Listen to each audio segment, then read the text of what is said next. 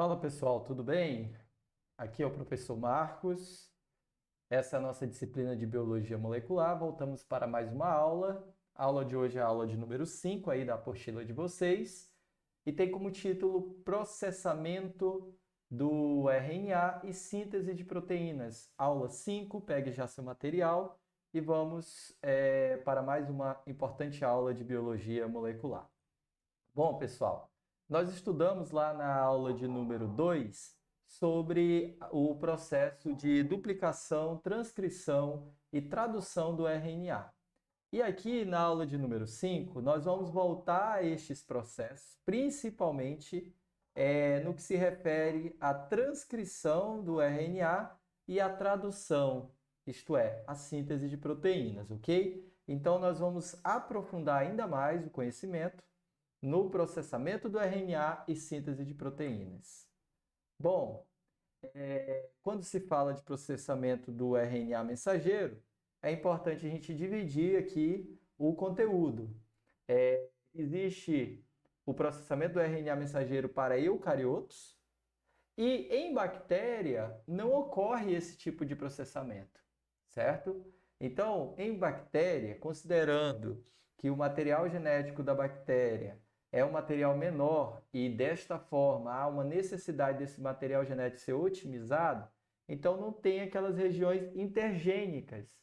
Obviamente não vai haver necessidade, por exemplo, do processamento de splicing desse RNA mensageiro. Então, em bactéria não ocorre processamento do RNA, então ele vai direto para o ribossoma e já ocorre a síntese de proteína, como nós vemos aqui.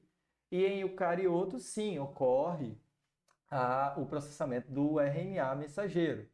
Tanto é que esse primeiro RNA que é sintetizado lá na transcrição, nós chamamos ele de transcrito primário, ou RNA-HN, que é o RNA heteronuclear.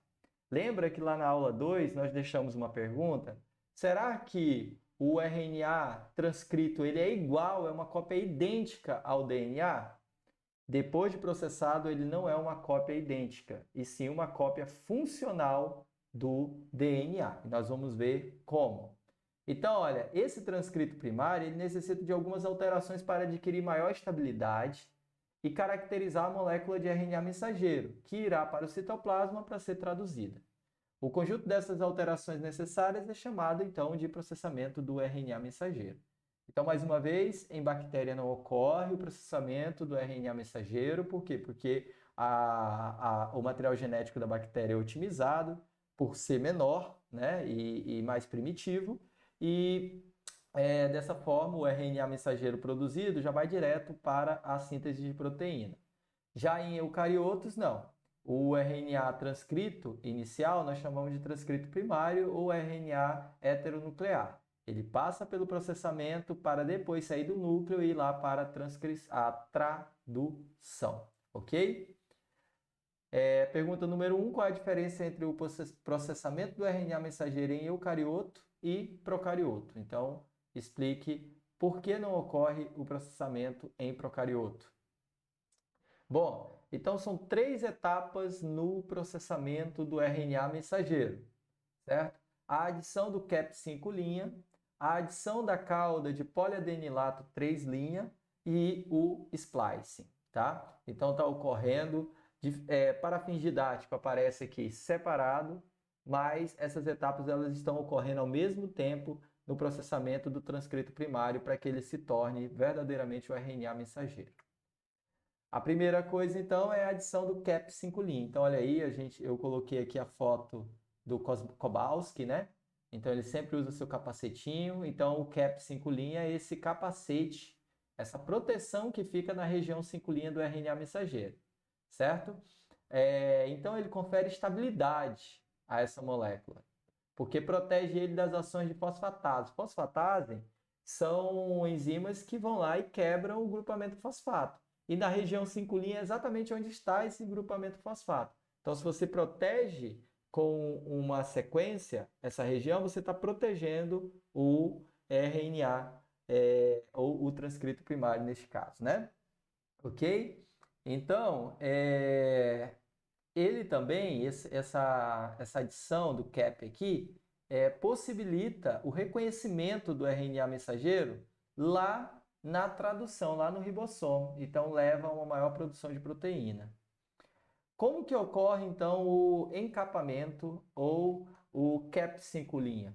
Primeiro, olha só, nós temos aqui o RNA, certo? O transcrito primário, e aqui o Cap, ó, que é essa 7-guanosina, né? 7-metilguanosina fosfodiéster aqui. Então, o que vai acontecer? Primeiramente, um fosfato da extremidade 5' do RNA deve ser liberado por hidrólise. Então, a molécula vai perder, então, um fosfato dessa região 5'.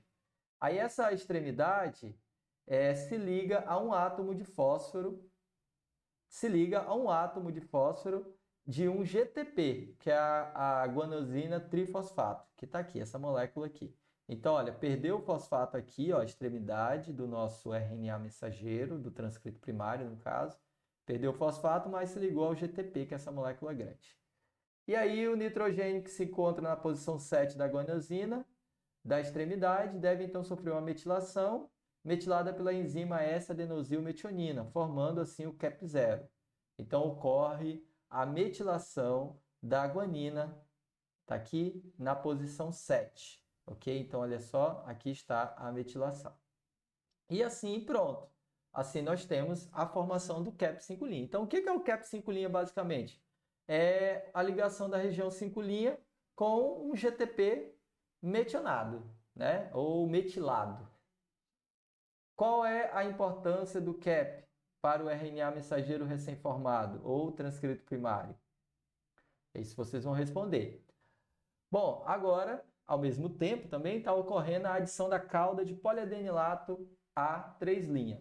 Então, o transcrito ele é clivado logo após ser transcrito em uma sequência específica, denominada de sinal de poliadenilação.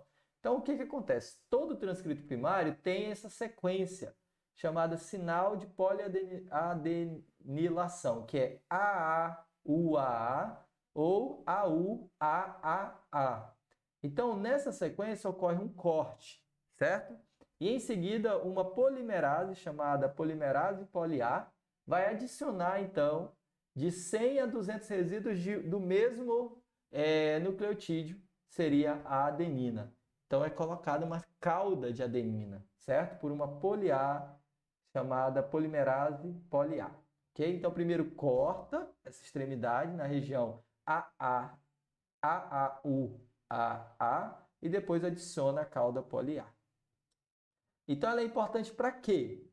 Para a exportação do RNA mensageiro maduro para o citoplasma, ela aumenta a estabilidade do RNA mensageiro no citoplasma e também faz parte de um sistema de sinalização para o reconhecimento do RNA mensageiro pelo ribossomo durante a tradução. Então, aqui na imagem nós temos o CAP na posição 5' e a cauda poli-A na posição 3'. Agora o nosso RNA mensageiro está protegido da ação de fosfatase, da ação também de endonucleases aqui na região 3', e ele também pode sair do núcleo e ele vai sinalizar positivamente para o ribossomo.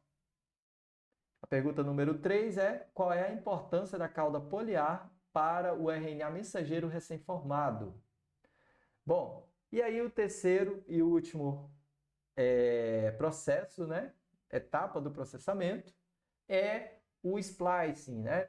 Que corresponde à excisão dos introns. Os introns são aquelas regiões não codantes do DNA. Lembrando que o DNA de eucarioto tem regiões de exos, que são regiões codantes, e regiões de intron, não codantes. Não quer dizer que é DNA lixo, que não serve para nada, está aí com uma função de regulação da expressão gênica, como veremos numa outra aula, ok? Mas precisa ser removido para que o RNA mensageiro se torne maduro, ok? Então, depois da adição do CAP e da poli-A e a metilação da adenina, o RNA mensageiro precisa sofrer a excisão dos introns e a junção dos exons. O mecanismo, então, é conhecido como splicing, olha só. Então, remove-se os introns e junta todos os exons, formando o RNA mensageiro maduro.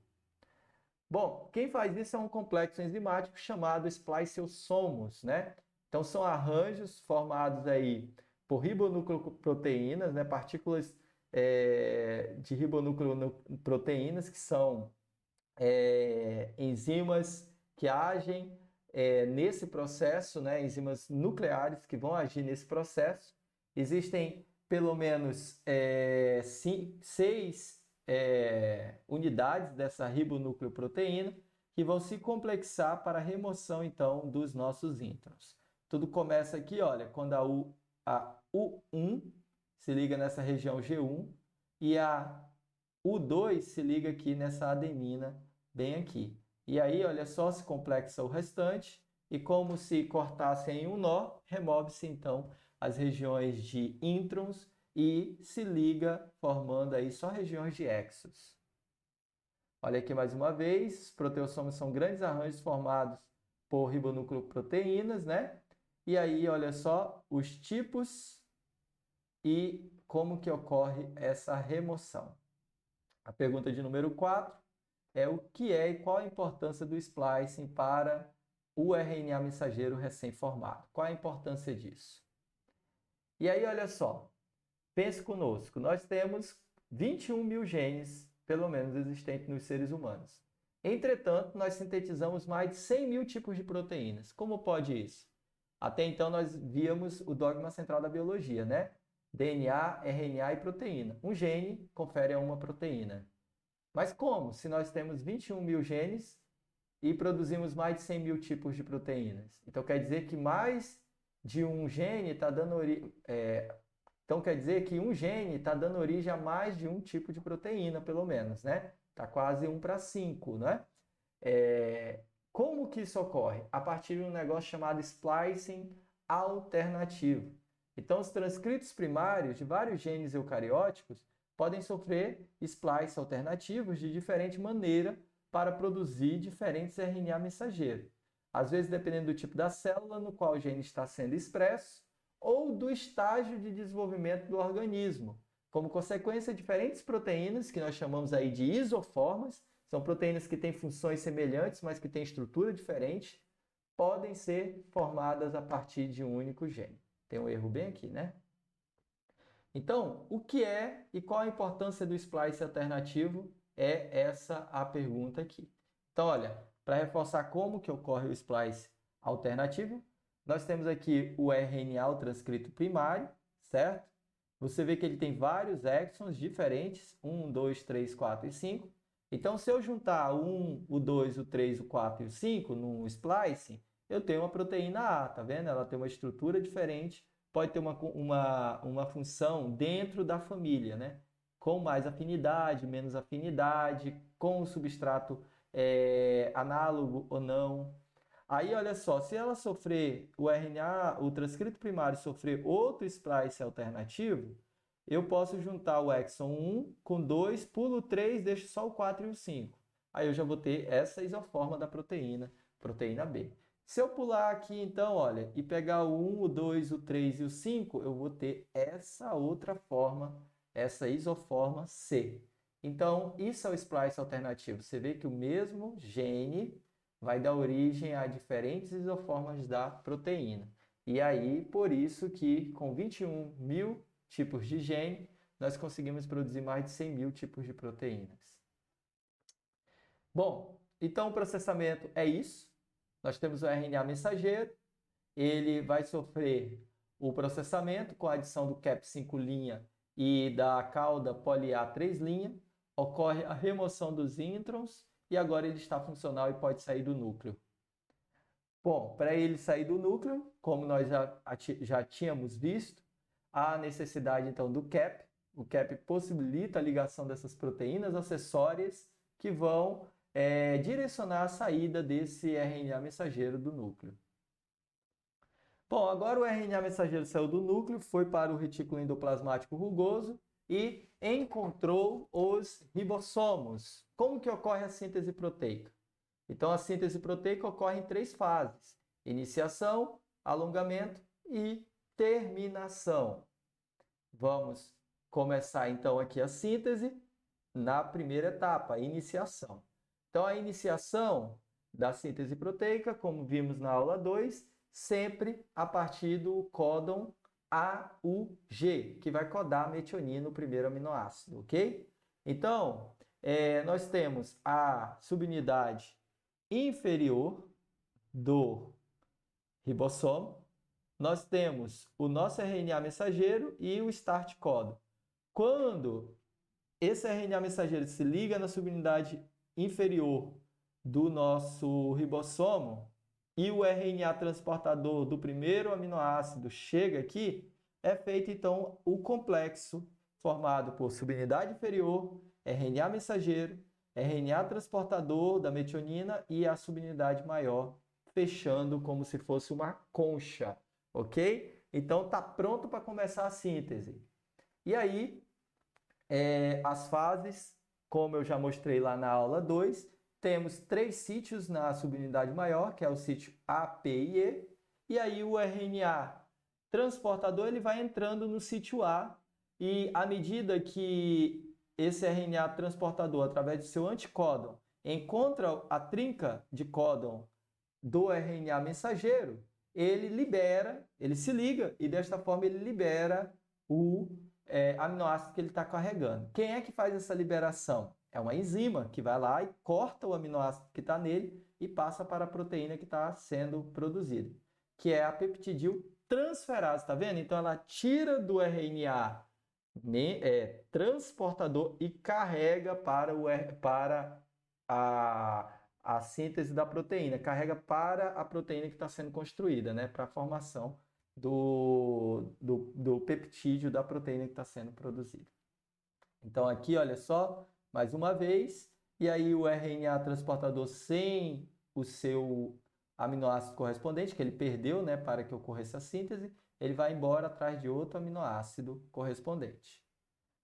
E aí nós vamos nesse processo até chegar nos códons de terminação, que é o UAA, UAG e UGA. Aí, quando é esses códons de terminação, quem entra no sítio A do ribossomo não é mais um RNA transportador, e sim um fator de liberação do sítio A, que ele vai se ligar aqui, e aí quando ele se liga, ele desmantela o complexo ribossomal, liberando então as subunidades do ribossomo, liberando o RNA mensageiro e liberando a proteína que foi sintetizada, ok? Então, toda vez que nós tivermos um código de terminação, não vai ter um aminoácido, não vai ter um RNA transportador se ligando e liberando aminoácido.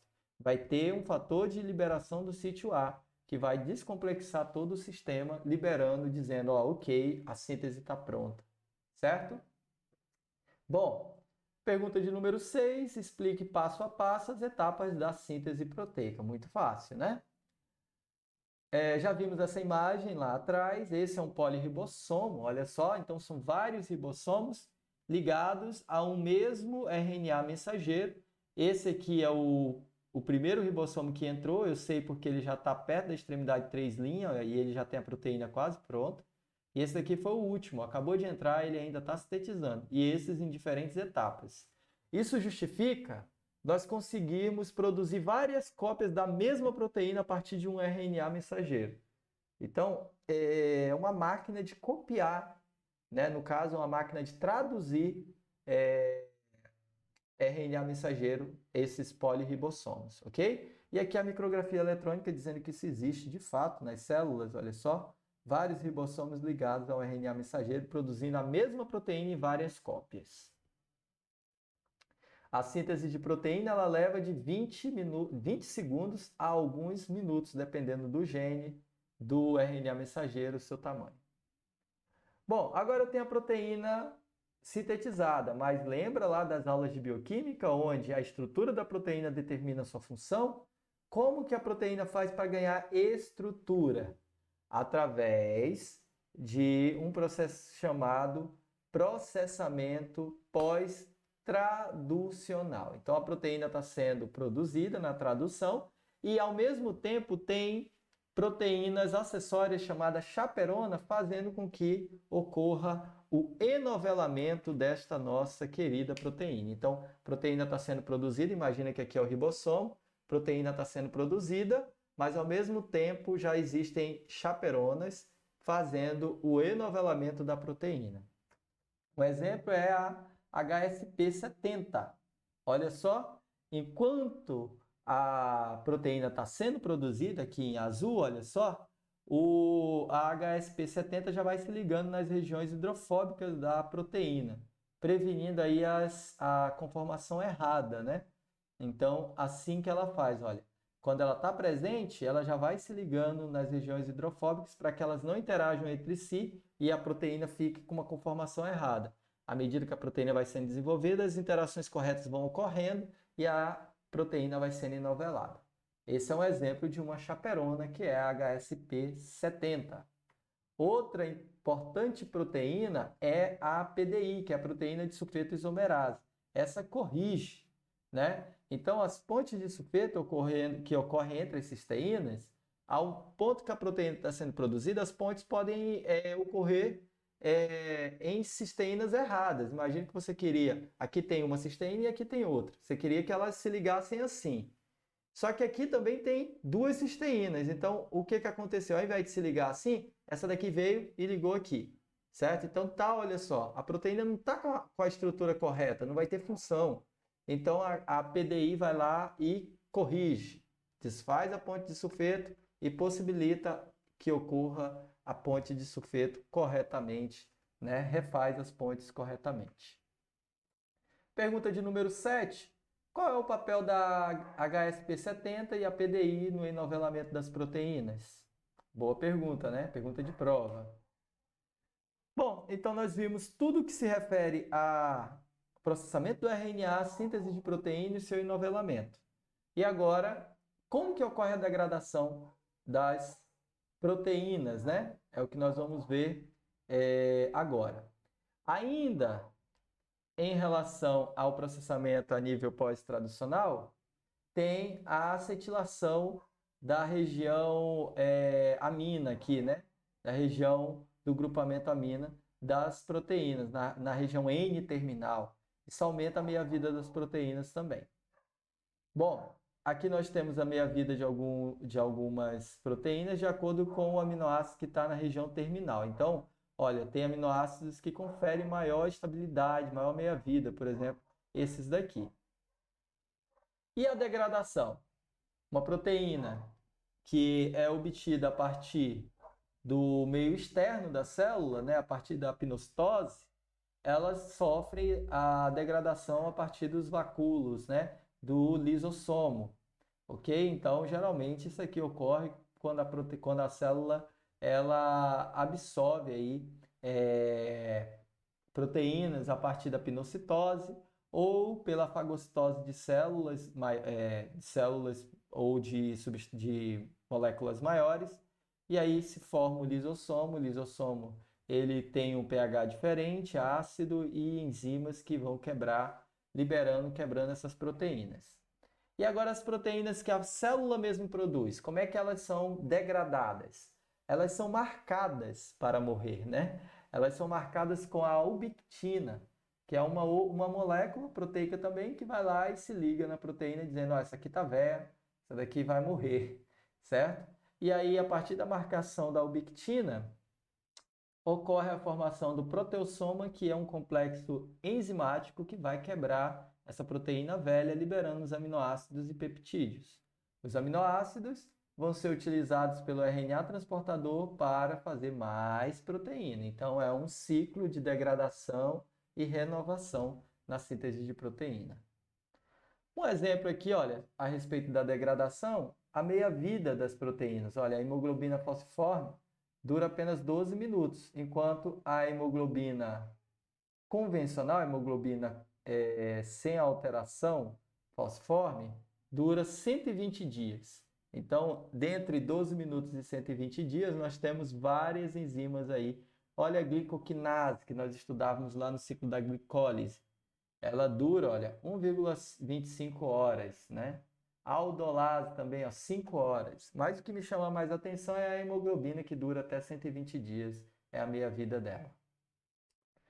Bom, e aí nós vimos então como que ocorre a transcrição, né, como que ocorre o processamento do RNA mensageiro e também a síntese de proteína, o enovelamento dessas proteínas e a degradação. Aí eu pergunto para vocês, quem é que regula esse troço todo? É a pergunta que nós deixamos para a próxima aula. Na próxima aula nós vamos ver quais são os fatores que regulam cada etapa desta, tá bom?